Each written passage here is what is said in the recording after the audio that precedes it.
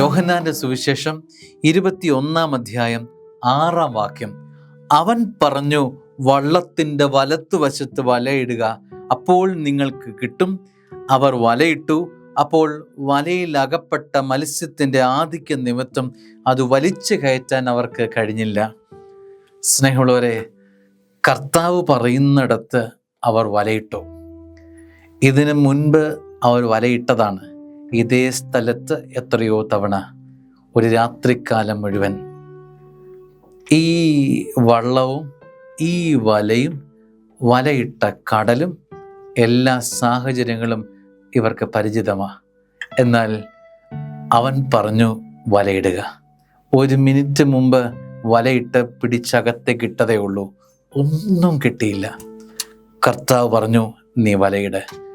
കർത്താവ് പറയുന്ന സമയങ്ങൾ, കർത്താവ് പറയുന്ന സ്ഥലത്ത് അത്ഭുതമുണ്ടാകും. അത് കർത്താവ് പറഞ്ഞു എന്നതുകൊണ്ടാണ്. സ്നേഹമുള്ളവരെ, ജീവിതത്തിൽ കർത്താവ് പറയുന്നത് ചെയ്താൽ നിന്റെ ജീവിതത്തിൽ ചാകര ഉണ്ടാകും. അകത്തേക്ക് വലിച്ചു കയറ്റാൻ പറ്റാത്ത വിധത്തിൽ ജീവിതത്തിൽ അത്ഭുതങ്ങൾ ഉണ്ടാകും.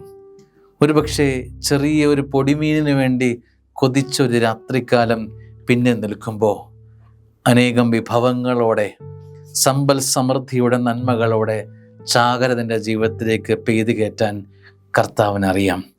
നിരാശയുടെ ഒരു രാത്രിക്കാലം ഓർമ്മയിൽ നിൽക്കുമ്പോൾ തന്നെ പ്രത്യാശയുടെ കടൽത്തീരം നിൻ്റെ ജീവിതത്തിലേക്ക് തീർക്കാൻ കർത്താവിനറിയാം.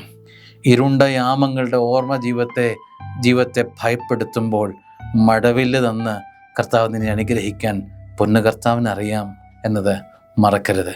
അവൻ പറയുന്നത് കേൾക്കാനും അവൻ പറയുന്നത് മാത്രം ജീവിതത്തിൽ ചെയ്യാനും ഒരു തീരുമാനമെടുക്കാവോ? ജീവിതം കളർഫുള്ളായിരിക്കും. ആമേൻ.